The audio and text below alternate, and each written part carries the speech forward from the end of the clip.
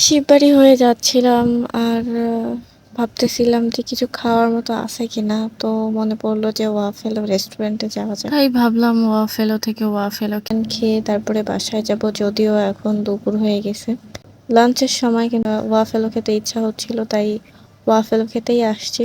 তো এখন শিববাড়ির রাস্তা পার হয়ে যাচ্ছি ওয়াফেলো খেতে, আর মনের মধ্যে তো লাড্ডু ফুটতেছে, কারণ আমার খাওয়ার কথা শুনলেই খুবই খুশি লাগে। আর এটা হচ্ছে বিভাগীয় জাদুঘর, যদিও কখনো যাওয়া হয় না বিভাগীয় জাদুঘরে। আর যেতে যেতে মনের মধ্যে লালা লালা লালা গান গাচ্ছিলাম, কখন যাব কখন খাবো, তার মধ্যে আবার একটা ছবিও তুলতে হবে।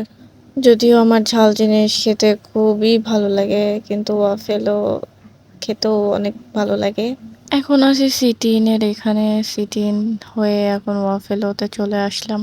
ওয়াফেলের ভিতরে যে অর্ডার দিয়ে একটু ঢং করা শুরু করে দিব। ঢং বলতে ছবি তুলবো। এই ওয়াফেলের এই জায়গাটা বেশি ভালো লাগার কারণ এটা পিঙ্কি পিঙ্কি কালার করছে, এর জন্য thank you Pinky Pinky colour করার জন্য। তো অর্ডার দিলাম, কি কি অর্ডার দিব বুঝতেছিলাম না, তো ভাবলাম যে নিজের মতো করে যা মন চায় তাই অর্ডার দিয়ে দেই। তো অর্ডার দেওয়া শেষ, অর্ডার দিয়ে এখন বসবো, বসে কয়েকটা ছবিও তুলতে হবে। তো এখন একটু ছবি তোলার সময় পাইছি, তো ভাব সাব নিয়ে ভিডিও টিডিও করে ফাটাই ফেলতে হবে এখন। তারপরে ছবি ভিডিও করার পরে আমার ছবিগুলো দেখতেছিলাম, বাহ বাহ খুবই ভালো লাগতেছিল। আমার ছবি তোলার পরে আমার শুধু খাওয়ার কথা মনে পড়ে যখন আমি খেতে যাই। তো এইখানেও সেই একই অবস্থা হয়েছিল। ছবি তোলার পরে আমার মনে পড়ছে যে এখনো তো ওয়াফেলোটা দিল না, তার অপেক্ষায় ছিলাম কতক্ষণ। অবশেষে দিয়ে দিল আমাদের ওয়াফেলো। তো ওয়াফেলোটা একটা ক্রিসপি স্যান্ডউইচ দিয়েছিলাম আর একটা কিটক্যাট ওয়াফেলো। খাবারের জিনিস শুধু খাওয়ার জন্যই, এটার কোনো রেটিং হয় না আসলে।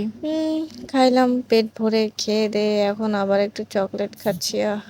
খাওয়া দাওয়ার যে কি মজা, না খেলে বোঝা যায় না। তো আমার মানসিক শান্তিটাই হচ্ছে খাওয়া দাওয়ায়, তাই খাওয়া দাওয়াটাই করতে ভালো লাগে আমার। এখন খাওয়া দাওয়া শেষ, কি করব, যাইতে তো মন চাচ্ছিল না, আরো একটা যদি খাইতে পারতাম আরো ভালো লাগতো। তো কিছু করার নাই, গরিব গুড়া মানুষ, বেশি খাই খাই করলে আবার সমস্যা। তো খাওয়া দাওয়া শেষে যাইতে যাইতেও কষ্ট হয়ে যাচ্ছিল।